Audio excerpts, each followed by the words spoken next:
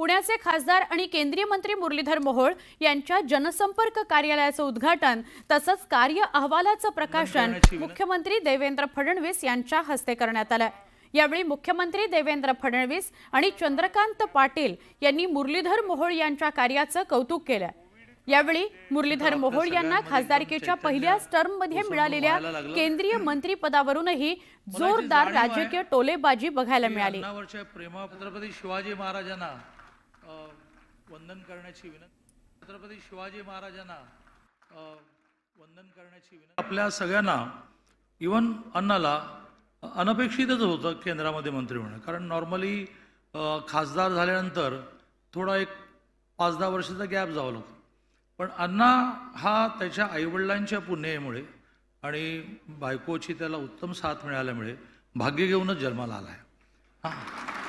नगरसेवक, स्थायी समितीचा सदस्य, स्थायी समितीचा अध्यक्ष, मधली आमदारची स्टेप मध्येच त्यांनी चुकवली आणि डायरेक्ट जंप मारली ती खासदार, मग मधला वेटिंग पिरियड चुकवला आणि डायरेक्ट जंप मारली ती डायरेक्ट केंद्राचा मंत्री यापर्यंत त्याने मजल गाठलेली आहे।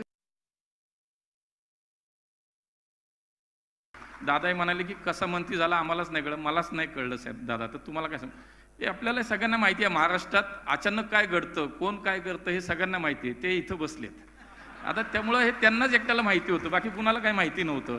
कारण मी झोपेतून उठल्यानंतर फोन नड्डाजींचा आहे मला खरंच वाटे ना, मी 5 मिनटं मलाच काय कळेन आणि यांचा फोन आला लगेच, म्हणजे हे आपल्याला माहिती आहे महाराष्ट्रात असं काय घडलं की ते कोण करतं, आणि त्यामुळे मला असं वाटतं की ह्या सगळ्या माझ्या प्रवासात एक गुरु म्हणून, माझे मार्गदर्शक म्हणून वेळोवेळी खरं तर खूप मला त्यांची साथ मिळाली, सहकार्य मिळालं।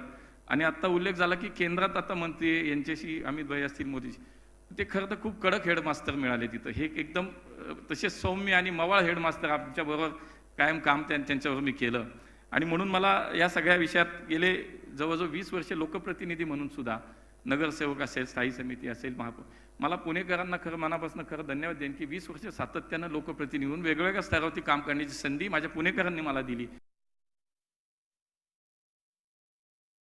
आणि त्यांनी जरी मला ते मंत्री झाले मला श्रेय दिलं असलं तरी माझं काही श्रेय नाही आहे। मी तुम्हाला एक सांगतो, लक्षात ठेवा, भारतीय जनता पक्षामध्ये कुठला नेता कुणाला काही बनवत नाही, आपली एक सिस्टीम आहे, त्या सिस्टीमनुसार प्रत्येकाची क्षमता पाहिली जाते। त्यामुळे आणि मोदीजींना तरुण नेतृत्व, नवीन नेतृत्व समोर आणण्याकरता नेहमीच त्यांचा तो प्रयत्न असतो, आणि म्हणून मला असं वाटतं की एक तरुण नेतृत्व म्हणून मुरली अण्णांना पहिल्याच त्यांच्या खासदारकीच्या वर्षामध्ये आणि अगदी सुरुवातीला त्या ठिकाणी भारत सरकारमध्ये राज्यमंत्री म्हणून घेण्यात आलं।